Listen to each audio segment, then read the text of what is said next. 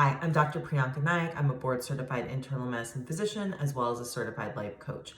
I work with professional moms who are experiencing emotional exhaustion, mental burnout, really in pain, to reclaim their power, step into their power, and have a better life and really their best life, even when they feel that's not possible.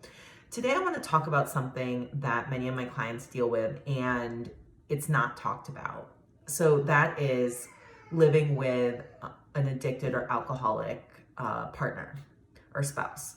And this is the kind of thing that, they don't want to talk about with their friends. They're embarrassed. They feel like it shouldn't be this way. They feel a lot of shame. They feel shame and responsibility for like what their spouse is doing, perhaps. And they isolate themselves even more because they won't discuss it with their friends. So I'm going to give a couple tips of how to cope if you're living with an alcoholic or an addict. One thing is, everyone knows this, but if they're if the partner's an alcoholic, you can get sort of familiar with Al-Anon, which is really useful. And there's a book called Codependent No More by Melody Beatty, and really understanding what codependence is, which brings me to my tip. Really, in order to empower yourself, you have to focus on yourself. And this is very counterintuitive to how many of us have been raised, or even just as women, we tend to be caretakers. We are givers. We want to fix everything. We want to fix the person. And ultimately, we really can't fix anyone outside of ourselves. And especially physicians, we're problem solvers, we're healers, we're fixers, okay? But when it comes to someone close to you who is an addict or an alcoholic, he or she really has to want to change. So you can't do anything about it. Like, you could create a boundary and see what happens, but meaning like if X happens, then I do Y. But you still may not get the result you want. So what you can control though, and that really is what success, well, is it success? Well, being okay or like being well or being happy in spite of living with something like this, which is so difficult, the process of that is really honing in on you. So people say self-care all the time, but it's really beyond that. It's not, yeah, okay, like meditating, working out, fine, take care of yourself, but also really just focusing on you, like what makes you happy. So make a list of all the things that make you happy and really start putting forth an effort to do that on a regular basis. That might be meeting up with friends. So like schedule a dinner once a week with a friend or a group of friends, or it might be taking trips. Try and schedule trips maybe every couple months so you have something to look forward to.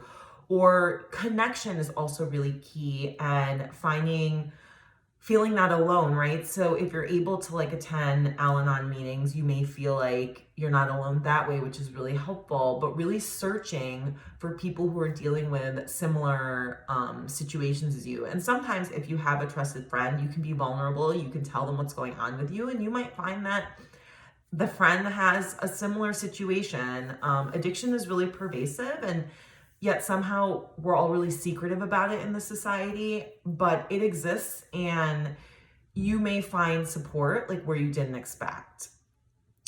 Another way to empower yourself is really to keep yourself safe. So whatever that might be, like if your partner's drinking and you don't like the way they behave, is there a way for you to maybe remove yourself from the situation or remove yourself from the house? Or if you have children and you need to get out of there, do you need like a bag packed in your trunk, like ready to go, just in case?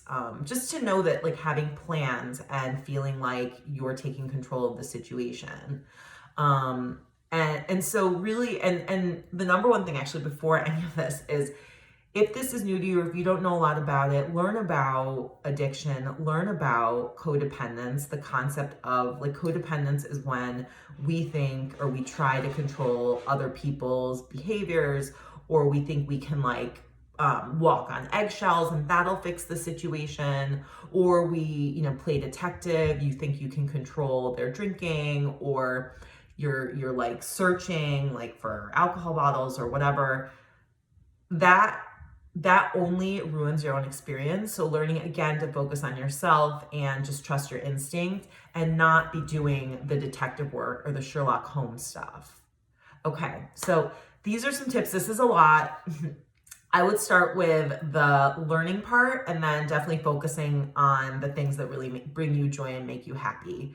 And if you find yourself connecting with any of this and you want to dive deeper into this important work, I have 4 private coaching spots left for the month of August. Get in touch with me, www.priyankanayakmdcoaching.as.me. We can talk about, where you are, getting you out of your pain and really into a much, much better life, even if you feel like that seems like a big stretch and impossible right now. Thanks for tuning in.